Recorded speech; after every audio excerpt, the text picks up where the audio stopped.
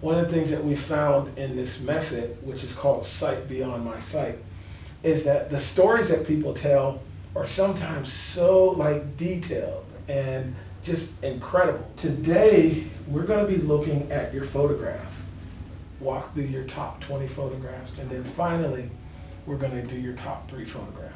So I'm going to give you your pictures. They're in here.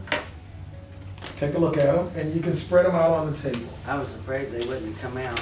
Really?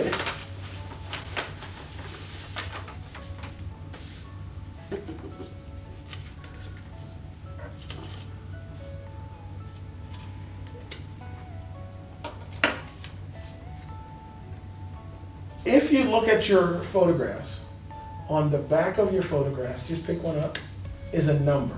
Okay.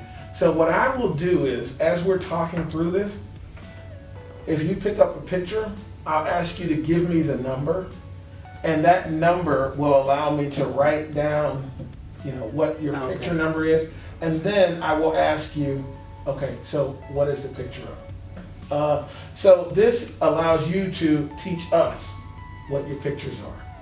How did you find taking photographs? I wanted to try to capture things that showed how the neighborhood has started to improve, and like some of the newer places that I captured were like some good, some bad. Even though they're like new, they took away something that was important to the neighborhood, like say a grocery store that used to be there, and now it's like a climate storage place, which the community needed the grocery store more than they needed. You see what I'm saying? Yes.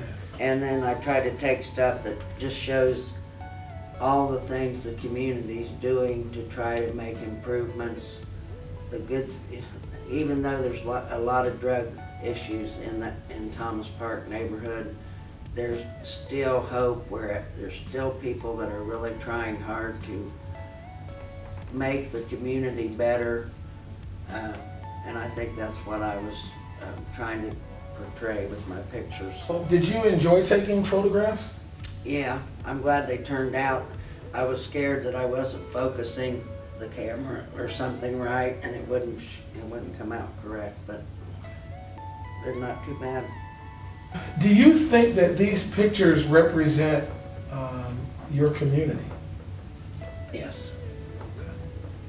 How? Well, the most important thing for the community that I can see on here is our church, and the Ross Center. The Ross Center and Avondale Church is where all the energy, a lot of the energy comes from the people at Avondale and the Ross Center to make things better for the rest of the neighborhood. A lot of the people that are involved come from those places. Okay. And also I took a picture of the side of the building, which I'd never really paid much attention to, of the church. Okay. And it gives the date when it was built. It was the anniversary, it was 100 years old. And I never know that. And I just looked at the side of the building and took that picture. It was built in, okay, yeah. It was erected in 1921. What did that make you think when you saw it? A long time, and it's still standing. And that's what I say about the neighborhood. It's still trying to thrive, even though, like when the factories went out, many people lost their jobs. The economy affected a lot of the homes. People couldn't necessarily move somewhere else, and so they were pretty much had to stay there. We have a lot of abandoned houses. The neighborhood just kind of was really affected from the shutdown of the factories. The one was right in Avondale, the Chevy plant. So, and it affected people being able to keep their homes up and maintain their homes and maintain the neighborhood, and then we had all the opioid epidemic. So, what do these photographs say about your community? Well, to me, I wouldn't trade it for any other community in Muncie, even though all the faults it has or problems, it feels like home to me. And that's the best way I can describe it. It's like I feel like people care there, even though they're not wealthy. Most of them have, modest means, and it just feels like people care. Like our pastor will go down the street and knock on doors and ask people to come to the meal, or he'll go knock on their door to see if they need anything, or you don't find very many neighborhoods like that. At the church and the Ross Center and the library I took, it shows how the library's there, but there's nothing in the library anymore. It's they have a book sale or something, but there's no, it's not really open. You know what I'm saying? Okay. What were you most comfortable with photographing?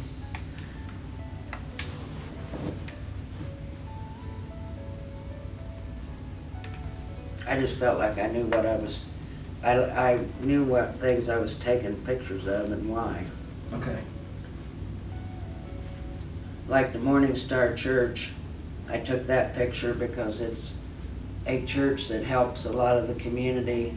They have like food pantries, and they have they used to have breakfast on Saturday morning for people to come in and eat a hot meal. I took a picture of the Habitat office, and they're getting ready to relocate down the street a ways on Hoyt. Okay. But they do a lot for the neighborhood as far as rehabbing houses Okay. and getting people habitat homes. Like Okay. they do a lot of that. When taking photographs, what did you look for? I looked for things that would show the good things that are happening in the neighborhood now, the improvements, like at Ross Center, the playground area has been all totally redone as far as the fence goes, and that was to keep people out of there at night because they was like doing drugs and there was needles. Really? Yes, so the fence is there to kind of keep people from hanging out there at night and stuff, because the children, they don't want the children to run into needles, or it just keeps it nicer and keeps it kept up better when the fence is there. Okay. They have like an after-school program at the Ross Center for Children. Okay. Okay. Is it a good program? Yes, Miss Jackie that runs the Ross Center is she's a wonderful lady. Okay. You obviously had an idea of what you were going to be photographing. Do you think that your pictures represent the ideas that were in your head? Yes.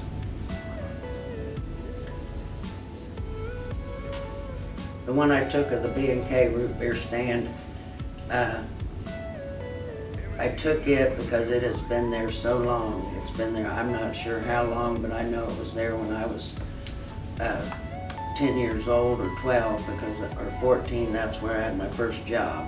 Okay. So I know it's been there a long time, and it's like changed owners over and over, and right now it's in a downtime, but it's always stayed the root beer place. Even though they get new owners and buy it, they don't say, well, I'm gonna make something else here. Mm-hmm. It's always stayed B&K root beer all these years, because Okay. it's been there so long, and it just keeps going.